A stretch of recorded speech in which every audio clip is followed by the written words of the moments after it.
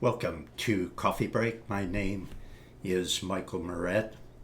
I'm sitting here thinking about the old neighborhood where I grew up.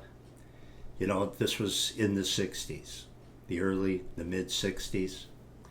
And we lived on a block. I'm talking about one block, one city block. There must have been 30 children on this block. This was the 60s, remember? So we never were inside because nobody had cable.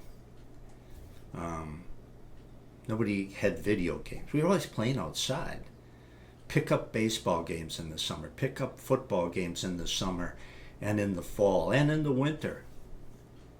And so we were always playing football. There was enough for a couple of teams. And I can remember I was one of the youngest. So I was probably 7. Many of the people that I played football with or baseball with were 2, 3 years older than me. So I was never very good compared to everybody else. But I remember being on this team. We were playing a pickup game, and it was in somebody's backyard, of course. And somebody told me to run out for a pass with the quarterback, and I still remember who it was, actually. And lo and behold, he threw the ball to me. And I was streaking down the sidelines as fast as a 7-year-old can streak. And he dropped that thing right in my arms over the defender, and I actually held on and I scored a touchdown. And my team just went crazy, and the guy who threw the ball to me, he was like 4 years older than me. Oh, he was patting me on the back, so excited. He said, "I didn't think you had it in you." Yeah, nobody probably did, including me. But I was so happy.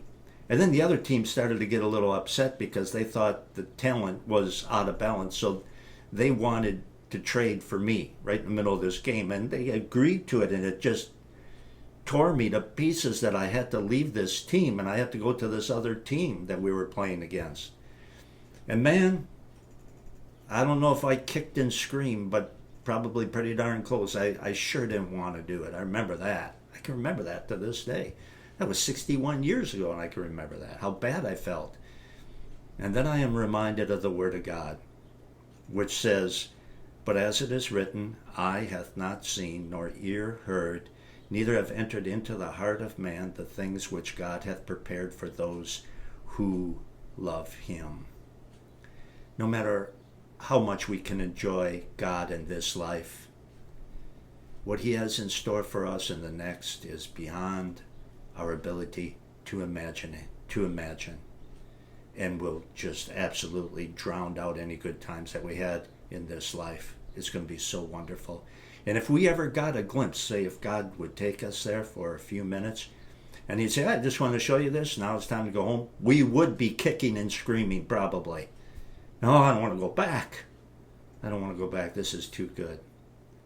So just remember, for a Christian, death is an upgrade, more than you can imagine. It's been Michael Moret with another coffee break.